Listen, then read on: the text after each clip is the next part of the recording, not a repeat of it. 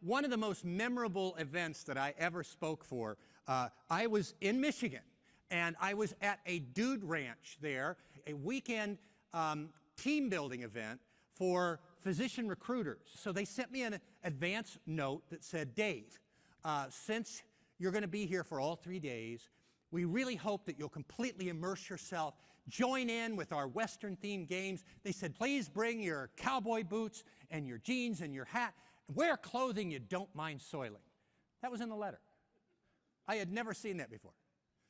And I went, and it was really exciting, and they teamed us up in different groups, and we had a fella whose name was Cody, was our team leader. He took us out on trails. We rode horseback.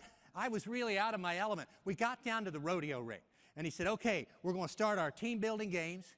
He said, so I need volunteers for a couple things, and he got to this event he called Shoot Dogging. Does anybody know what that is?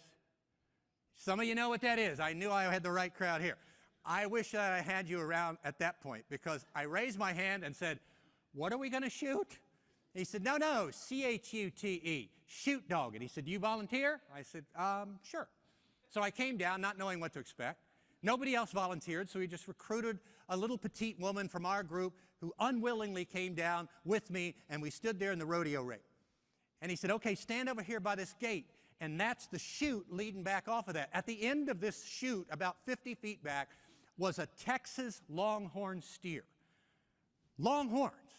And it's not full grown, but it's not a calf either. It's about this high. And I looked at that and I said, what is that for? He goes, well, in a few minutes, we're going to drive that out the chute.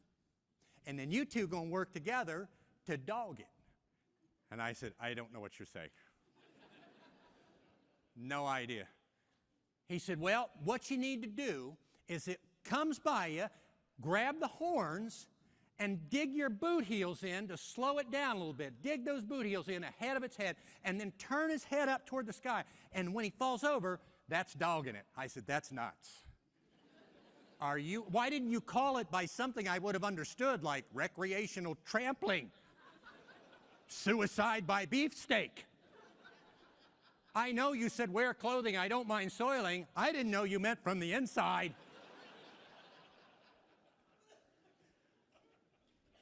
So I looked over at my partner. I said, what do you think of this? She was catatonic. No, just paralyzed. I'm on my own. I spaced myself up about 10 feet. I pulled my hat down nice and tight. And I nodded to the fella back in the chute, and he slapped this thing on the rump. Little cloud of dust came up. Here comes the steer, running down the chute. He finally burst right in through that gate by my partner, who at that moment, her paralysis broke. But all she had to contribute was a blood-curdling scream and another slap on the animal's backside. Whack! Which startled this poor thing to a full gallop. Now, it is in full flight. When it gets by me, I blindly threw my arms around the horns, and not only did I not get my boot heels dug in, I was yanked off my feet so violently that I did a whip crack, and my right boot spun off in the air behind me. And I was off for the most terrifying 10 seconds of my life. My hat brim flapped up. My eyes were white all around. My lips skinned back my teeth, and everything dried out in the wind. But after about 10 seconds, the adrenaline ebbed, and I ran out of any strength. My arms went limp. I fell, still unable to close my mouth. I fell face first into the nitrogen-rich soil of the rodeo ring. I was bruised. I was humiliated, so embarrassed. This is my first impression on these people I'm going to be speaking for. I hung my head.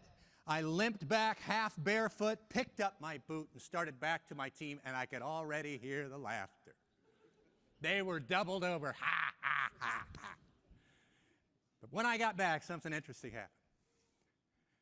They started throwing their arms around me, slapping me on the back, saying, Dave, that was great, man. And what I learned at that moment was, oh my gosh, I'm one of them. I've been accepted as one of them. Now I'm on the inside with this group. There was a better connection than that shared laughter that came from sometimes it's not going to be necessarily the most positive experience that leads there. But when you can laugh at yourself and share it with others, there is nothing more bonding. So